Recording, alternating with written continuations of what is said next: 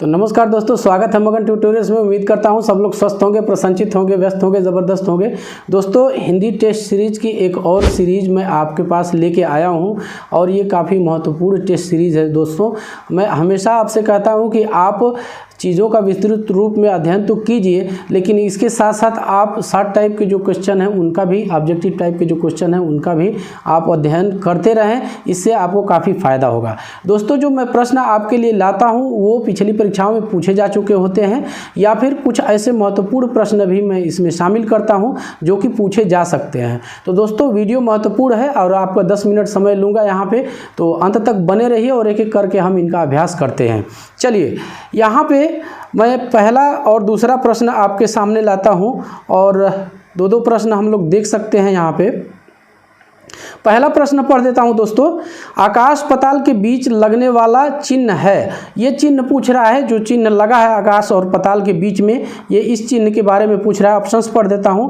अल्प विराम, विस्मयादि बोधक, उद्धरण चिन्ह, योजक चिन्ह। तो दोस्तों, आप सोचिए और बताइए। मैं समझता हूं कि आपको दिक्कत नहीं होनी चाहिए इसको हल करने में। इसका सही उत्तर होगा ये योजक चिन्ह है। दोस्तों, इस प्रकार के जो चिन्ह होते हैं इनको हम योजक चिन्ह कहते हैं और ये चीज़ हम लोग को वाक्य सिद्धिकरण में भी चीज़ें ये ध्यान देनी पड़ेगी।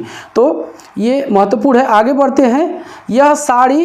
यह नई साड़ी है, वाक्य में नई शब्द है। नया शब्द के बारे में ये पूछ लिया। ऑप्शंस पढ़ देता हूँ। सर्वनाम, क्रिया, क्रिया विशेषण या फिर विशेषण। तो नई शब्द जो दोस्तों हैं हम आसानी से समझ सकते हैं कि ये एक विशेषण शब्द है। आगे बढ़ते हैं और तीसरा और चौथा प्रश्न मैं आपके सामने लाता हूं। तीसरा पढ़ता हूं दोस्तों। नीचे दिए गए विकल्पों में से तत्सम शब्द का चयन कीजिए। तत्सम शब्द पूछ रहा है, हम लोग यहाँ पे देख पा रहे होंगे। तो तत्सम शब्द यहाँ पे ऑप्शंस पढ़ देता हूं मैं। आम्र, दूध, शहीद, खिड़की। तो दोस्तों, यहाँ पे हम लोग सहज अंदाज़ा लगा सकते हैं कि जो इसका सही उत्तर होगा वो होगा आम्र। ये आसान प्रश्न है, एक तत्सम शब्द है। चौथा पढ़ते हैं। यहाँ पे पेज चेंज है तो इसको मैं थोड़ा सा आगे बढ़ा के ही आपको पढ़ूंगा। और छठवां प्रश्न आपके बीच है। यहाँ पे देखिए, पढ़ देता हूँ। पांचवा प्रश्न। निम्नलिखित में से कौन सा शब्द सूर्य का पर्यायवाची नहीं है? तो सूर्य का पर्यायवाची नहीं है। बाकी जो शब्द हैं यहाँ पे सूर्य के पर्यायवाची है, ये ध्यान देना है हमें। नहीं में हम लोग थोड़ा सा ध्यान नहीं देते हैं दोस्तों, तो ये चीज़ देखना है हम लोग को कि ये नहीं है का मतलब इसमें तीनों जो है सूर्य के पर्यायवाची है, एक नहीं है। तो ऑप्शंस पढ़ देता हूँ। दिनकर, रवि, अंशुमाली और यामिनी। तो यामिनी जो है यहाँ पे देख लीजिए, यामिनी हम सभी जानते हैं। मैं सही उत्तर आपको बता देता हूँ। ये यामिनी जो है ये रात्रि का पर्यायवाची है। तो ये हमारा सही उत्तर जो होगा यही यामिनी ही होगा। अगला है मनोरथ का संधि विच्छेद होगा। तो संधि विच्छेद देख लीजिए दोस्तों। यहाँ पे ऑप्शंस पढ़ देता हूँ मैं। मनः धन रथ, मनः धन ओरथ, मनोधन रथ और मन धन रथ। तो आप सोचिए और बताइए कि इसमें सही उत्तर क्या होगा। दोस्तों, आप लोगों ने सोच लिया होगा, ये इसका उत्तर सही होगा। ये एक विसर्ग संधि है, ए, मनः धन रथ। तो ये विसर्ग संधि है, ये ध्यान दीजिएगा। आगे बढ़ते हैं। यहाँ पे मैं आपके लिए लाता हूँ सातवां और आठवां प्रश्न। सातवां पढ़ता हूँ। विद्यार्थी उदाहरण है। ऑप्शंस पढ़ देता हूँ। वृद्धि स्वर संधि, गुण स्वर संधि, व्यंजन संधि और दीर्घ स्वर संधि। तो आप सोचिए और बताइए कि यहाँ पे इसका सही उत्तर क्या होगा। विद्यार्थी का जब हम लोग संधि विच्छेद करेंगे दोस्तों, तो ये होगा विद्याधन अर्थी, विद्याधन अर्थी। यानी यहाँ दीर्घ स्वर में आ में अ जुड़ेगा यहाँ पे, तो ये होगा दीर्घ स्वर संधि। क्योंकि हस्व या दीर्घ के बाद हस्व या दीर्घ स्वर आता है तो दोनों मिलके दीर्घ हो जाते हैं। तो यहाँ पे क्या होगा सही उत्तर, ये दीर्घ स्वर संधि होगा दोस्तों। अगला देखते हैं। दिग्भ्रम उदाहरण है। ऑप्शंस पढ़ देता हूँ। यहाँ पे इसे मुझे थोड़ा सा आगे ले जाना पड़ेगा क्योंकि ये फ्रेम में नहीं आएगा। हाँ, अब ये आठवां प्रश्न हमारे सामने है। दिग्भ्रम उदाहरण है। ऑप्शंस पढ़ देता हूँ। विसर्ग संधि, अयादि स्वर संधि, व्यंजन संधि या फिर यण स्वर संधि। तो दोस्तों, हम सहज अंदाज़ा लगा सकते हैं कि ये एक व्यंजन संधि का उदाहरण है, क्योंकि यदि प्रथम वर्ण के बाद किसी भी वर्ग का दूसरा तीसरा या स्वर या फिर व्यंजन आता है तो जो प्रथम वर्ण है अपने ही वर्ग के तीसरे वर्ण में बदल जाता है। ये व्यंजन संधि में मैंने बताया हुआ है विस्तार से दोस्तों। यदि आप विस्तार से जानना चाहते हैं, डीप में चीज़ों को समझना चाहते हैं तो आपको आई बटन पे वीडियो का लिंक मिल जाएगा, आप वहां से जाके क्लियर कर सकते हैं। तो 9वां और 10वां प्रश्न दोस्तों हमारे सामने है। 9वां प्रश्न देखते हैं। बिल्ली छत से कूद पड़ी, वाक्य में कौन सा कारक है? अब देख लीजिए, ऑप्शंस में पढ़ देता हूं। अधिकरण कारक, कर्म कारक, संप्रदान कारक या फिर अपादान कारक। तो दोस्तों बिल्ली छत से, यहाँ पे से परसर्ग आया है, चाहे इसको आप विभक्ति चिन्ह कह लीजिए, कारक चिन्ह कह लीजिए, परसर्ग कह लीजिए, तो ये से आया है और ये अलग होने के लिए सेंस में आया है दोस्तों।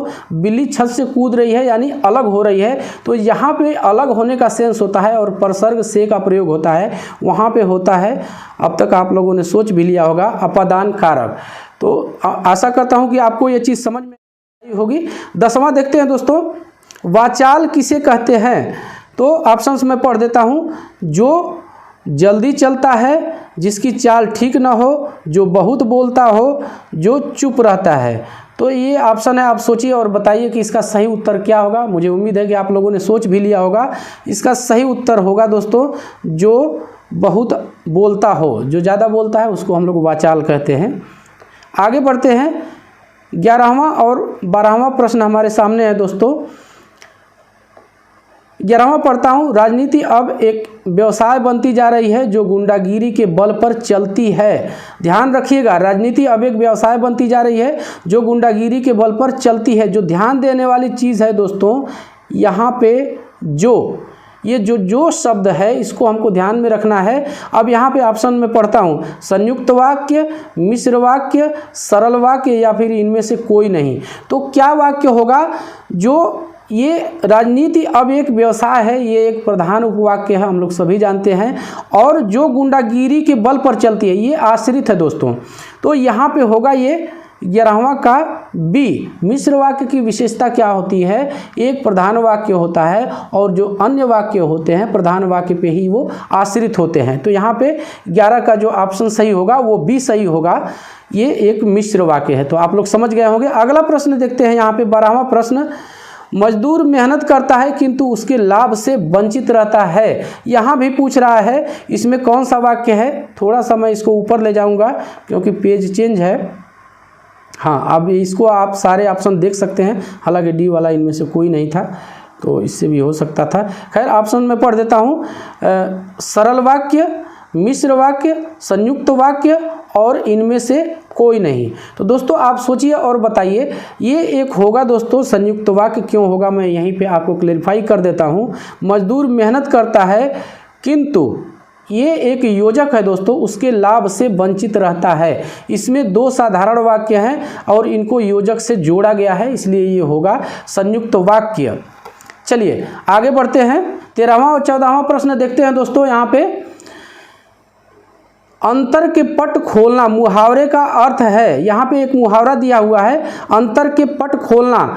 तो ऑप्शंस में पढ़ देता हूँ। प्रशंसा करना, भेद खोलना, विवेक से काम लेना, अपमानित करना। तो आप सोचिए और बताइए कि इसका सही उत्तर क्या होगा। दोस्तों आप लोगों ने सोच लिया होगा, इसका सही उत्तर होगा विवेक से काम लेना। अगला है पौ 12 होना का अर्थ है। ऑप्शंस पढ़ देता हूँ। दाव हारना, कार्य सिद्ध होना, लाभ ही लाभ होना या फिर सुबह हो जाना। तो यहाँ भी दोस्तों सी ही सही है, लाभ ही लाभ होना। पौ 12 होने का मतलब होता है लाभ ही लाभ होना। आगे बढ़ते हैं और यहाँ पे 15वां और 16वां प्रश्न हमारे सामने है दोस्तों। यहाँ भी एक मुहावरा ही है, इसको देखिए। मखमली जूते मारना मुहावरे का अर्थ है। ऑप्शंस पढ़ देता हूँ। मीठी बातों से लज्जित करना, व्यंग करना, धनी व्यक्ति को प्रताड़ित करना, अपमानित करना। तो आप सोचिए और बताइए इसका सही उत्तर होगा। और मुझे उम्मीद है कि आप लोगों ने सोच भी लिया होगा दोस्तों। इसका सही उत्तर होगा मीठी बातों से लज्जित करना। मखमली जूते मारना यानी मीठी बातों से लज्जित करना। तो आप लोग समझ गए होंगे, इसमें बहुत ज़्यादा कुछ नहीं है। और यहाँ पे 16वां प्रश्न है दोस्तों। थाली का बैंगन से क्या अभिप्राय है? थाली का बैंगन तो पूछ रहा है यहाँ पे। ऑप्शंस पढ़ देता हूँ। इससे पहले मैं थोड़ा सा इसको ऊपर ले जाता हूँ। ये ऑप्शन, हाँ। थाली का बैंगन से क्या अभिप्राय है? तो सिद्धांतहीन व्यक्ति, गोल मटोल, अधिक चिकना, चौड़ा होना। तो आप लोग दोस्तों याद कर लीजिए, थाली का बैंगन होने का जो अर्थ है, इस मुहावरे का अर्थ है सिद्धांतहीन व्यक्ति। चलिए आगे बढ़ते हैं। और 17वां और 18वां प्रश्न दोस्तों हमारे सामने है, और मैं पढ़ देता हूँ 17वां प्रश्न। हिंदी का आदि कवि किसे माना जाता है? यहाँ पे ऑप्शंस पढ़ देता हूँ मैं। अब्दुल रहमान, सरहपा, स्वयंभू, पुष्पदंत। तो दोस्तों आप सोचिए और बताइए। इसका सही उत्तर मैं आपको बता देता हूँ। हिंदी के जो आदि कवि माने जाते हैं वो हैं स्वयंभू। अगला है दोस्तों, रामचरितमानस में कितने कांड हैं? काफ़ी महत्वपूर्ण है, और मैं तो आपको यही कहूँगा दोस्तों कि काफ़ी ये एक तरह से कहें कि चित्त खोलने वाला महाकाव्य है, और इसको हमें पढ़ना चाहिए। मैं तो पढ़ के ही सोता हूँ, आप पढ़ के देखिए, काफ़ी आपको मज़ा आएगा। फिलहाल मैं आपको कांड बता देता हूँ दोस्तों। इसमें 7 कांड हैं, और बाल कांड, अयोध्या कांड, अरण्य, किष्किंधा, सुंदर लंका और उत्तर कांड, ये 7 कांड हैं इसमें। तो आप लोग पढ़िए, आपको मज़ा आएगा ज़रूर। बाकी ये आपकी इच्छा है, लेकिन मुझे काफ़ी शांति मिलती है और काफ़ी अच्छा लगता है दोस्तों। आप पढ़ेंगे तो आपको नींद अच्छी आएगी, सबसे बड़ी चीज़ ये है, और बहुत कुछ आत्ममंथन के लिए भी इस ग्रंथ से मिलेगा। चलिए यहाँ पे 19वां प्रश्न पढ़ देता हूँ। दिनकर किस रस के कवि माने जाते हैं? ऑप्शंस पढ़ देता हूँ। रौद्र रस, करुण रस, वीर रस और श्रृंगार रस। तो दोस्तों आप सोचिए और बताइए। दिनकर जो हैं वो वीर रस के कवि माने जाते हैं, ये चीज़ आप लोग याद कर लीजिएगा। इनकी कविताओं में वीर रस की प्रधानता होती है। 20वां और आखिरी प्रश्न है दोस्तों, ये 20वां और आखिरी प्रश्न है। हिंदी गद्य का जन्मदाता किसे माना जाता है? ऑप्शंस मैं पढ़ देता हूँ। प्रताप नारायण मिश्र, महावीर प्रसाद द्विवेदी, भारतेंदु हरिश्चंद्र, बालकृष्ण भट्ट। तो आप सोचिए और बताइए कि हिंदी गद्य का जन्मदाता किसे माना जाता है। दोस्तों हम लोगों ने बचपन में खूब इसको पढ़ा है और उनके नाम से परिचित हैं। इनका नाम है भारतेंदु हरिश्चंद्र जी। ये इनको जो है हिंदी गद्य का जन्मदाता कहा जाता है। तो बस दोस्तों यही था आज की इस वीडियो में। उम्मीद करता हूं कि आपको ये वीडियो पसंद आई होगी, और चलते चलते आपसे एक रिक्वेस्ट रहेगी कि आप मगन ट्यूटोरियल्स के परिवार को बढ़ाने में हमारी मदद कीजिए। और दोस्तों जब ये चीज़ें आप करते हैं तो हमें भी एक आत्मबल मिलता है, एक जोश हमारे में उत्पन्न होता है, और हम बेहतर से बेहतरीन कंटेंट लाने का प्रयास करते हैं। दोस्तों ये प्रक्रिया निरंतर जारी रहेगी। हमारा ये प्रण है, हमारा दृढ़ संकल्प है, हमारा कमिटमेंट है कि हम आपको अच्छे से अच्छा कंटेंट लाने का प्रयास करते रहेंगे। और शुभकामनाएं हैं कि आप जिस भी प्रतियोगी परीक्षा में बैठे उसमें आपको सफलता मिले। तो बस दोस्तों इन्हीं शुभकामनाओं सहित विदा लेते हैं। मिलते हैं अगली वीडियो में, तब तक के लिए नमस्कार।